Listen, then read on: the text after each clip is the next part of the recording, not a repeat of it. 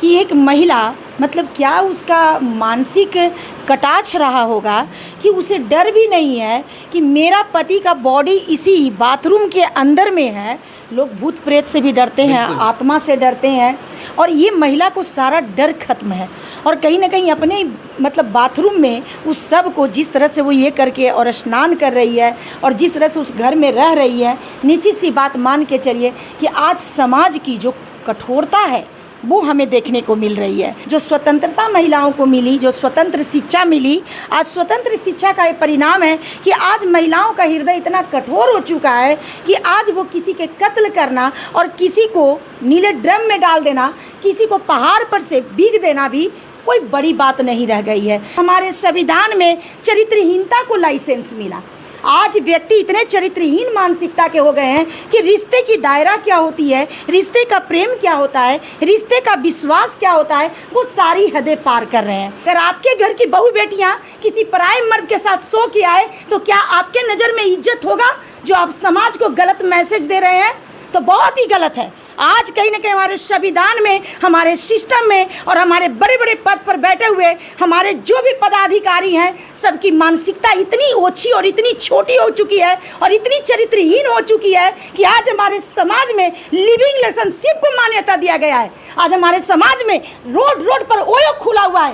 नमस्कार, आप देख रहे हैं द पब्लिक स्टोरीज। आज मेरी मौजूदगी फिर से पटना में है, बिहार की राजधानी पटना में। मेरे साथ एक मैडम है जो कि नारायणी शक्ति फाउंडेशन की ऑनर हैं और इनका नाम सरिता राज है। और सरिता राज मैम से आज बात करने का प्रयास करेंगे क्योंकि पूरे भारतवर्ष में इस समय डर का माहौल है, पुरुषों में डर का माहौल है कि जो महिलाएं, लड़कियां जो है कुछ भी कर दे रही हैं। आपने देखा होगा, शुरू में आपने देखा होगा टाइल्स वाला मामला हुआ था कि जो है टाइल्स में दफन कर देना। उसके बाद आपने देखा होगा नीले ड्रम में जो है बॉयफ्रेंड के साथ मिलकर नीले ड्रम में डाल देना और कुकर में काट के उसका सब्जी क्या बना देना। उसके बाद फिर हाल ही में 2 चर्चे बहुत वायरल हो रहे हैं। एक चर्चा ये वायरल हो रहा है कि 17 करोड़ में मात्र सगाई हो रही थी, उसका मंगेतर था, शादी नहीं हुई थी, लेकिन पहाड़ पर ले जाना, घूमने फिरने जाना, वहाँ पे जिस तरह से भी जो है बहुत सारा प्यार वाला वीडियो वायरल होना। उसके बाद पता लगता है कि जो उसकी प्रेमिका थी, यानी प्रेमिका नहीं थी, जो भी उसके साथ शादी होने वाली थी, सिया गोयल, उसको उस पहाड़ से धक्का दे देती है और केतन का वहाँ पे जो है जान चला जाता है। उसके कुछ ही दिन बाद एक हमने देखा आगरा का साथ मामला है जहाँ पे एक पत्नी ने अपने पति को पहले खाने में जहर देती है, उसके पश्चात उसको मारकर वहीं पर दफन करती है जहाँ पर वो 45 दिन तक नहाती है। मतलब अपने बाथरूम में दफन करती है, मिस्त्री को बुला के टाइल्स से पूरा उसको ऐसे करवा देती है कि किसी के नज़र में ना आए।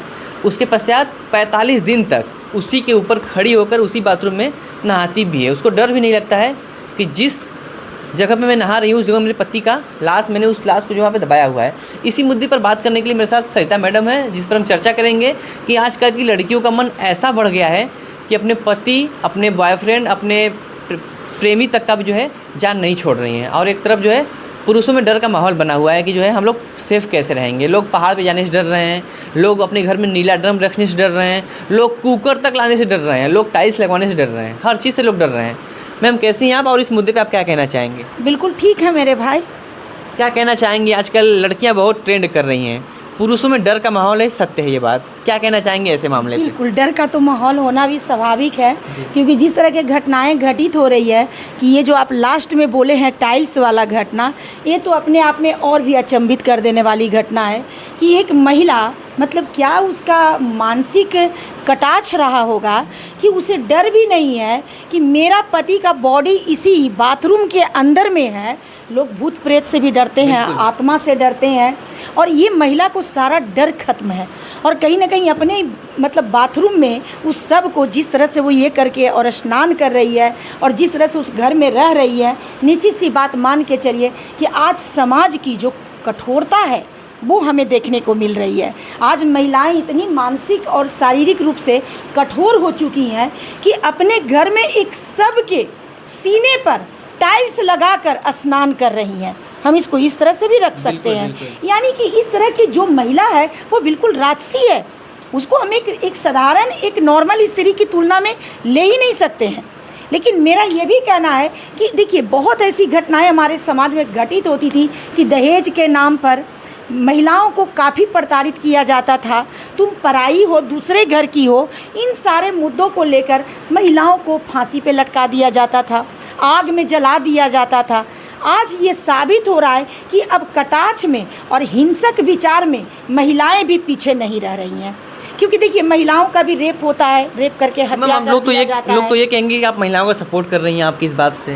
हम दोनों की बराबरी अब करने जा रहे हैं। हम ये बराबरी करने जा रहे हैं कि जितना पहले हिंसक मानसिकता के पुरुष होते थे, आज के डेट में जो स्वतंत्रता महिलाओं को मिली, जो स्वतंत्र शिक्षा मिली, आज स्वतंत्र शिक्षा का ये परिणाम है कि आज महिलाओं का हृदय इतना कठोर हो चुका है कि आज वो किसी के कत्ल करना और किसी को नीले ड्रम में डाल देना, किसी को पहाड़ पर से बीग देना भी कोई बड़ी बात नहीं रह गई है। मुझे लगता है कि महिला मार खा लेती थी, आग में जल जाती थी, फांसी में चढ़ जाती थी, लेकिन किसी को चढ़ाती नहीं थी।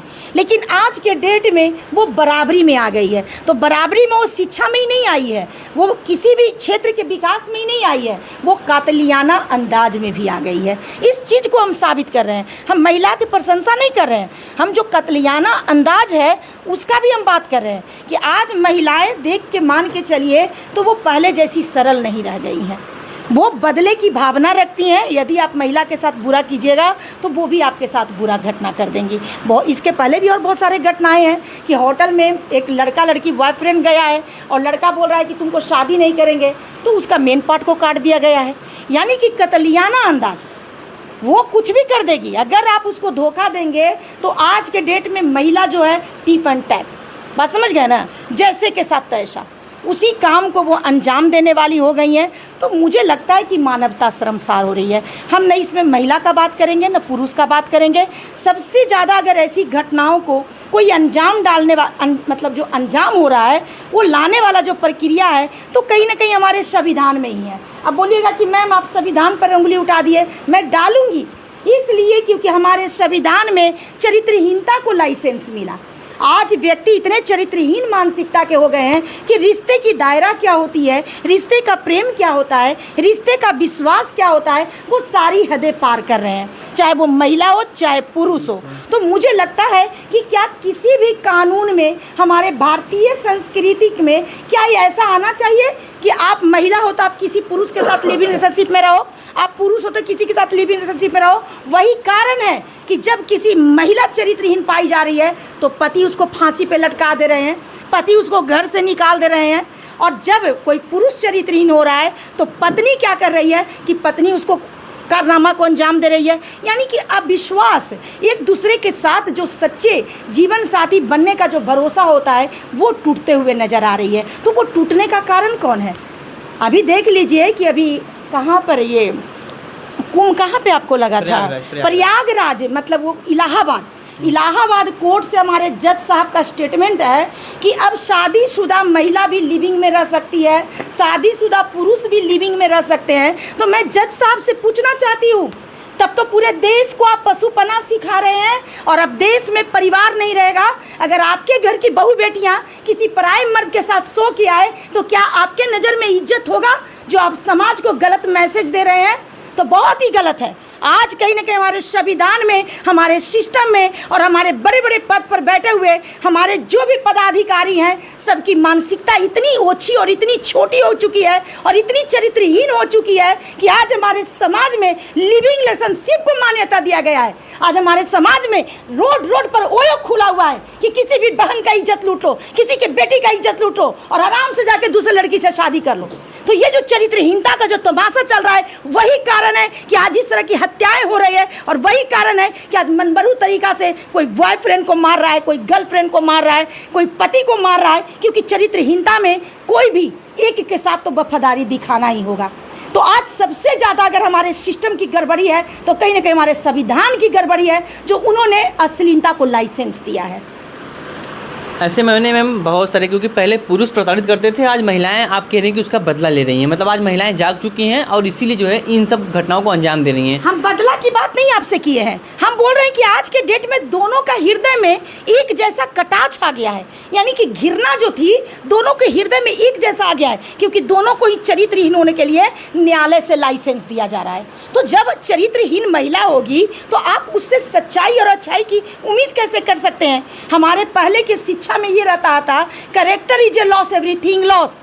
और हमारे स्कूल से ही जब आप 9th 10th या 8th क्लास से भी निकलते थे तो आपको एक मतलब कहता है चरित्र प्रमाण पत्र मिलता था कि आप स्कूल में शिक्षा पीरियड में आप एक चरित्रवान किरदार के साथ आप शिक्षा ग्रहण किए हैं। लेकिन आज के डेट में करेक्टर सर्टिफिकेट का मात्र एक ही उद्देश्य रह गया है कि आप चोरी नहीं किए हैं, आप किसी का खून नहीं किए हैं, आप कोई अलीगल काम नहीं किए हैं, उसके लिए आपको मिलता है, थाना से मिलता है करेक्टर सर्टिफिकेट।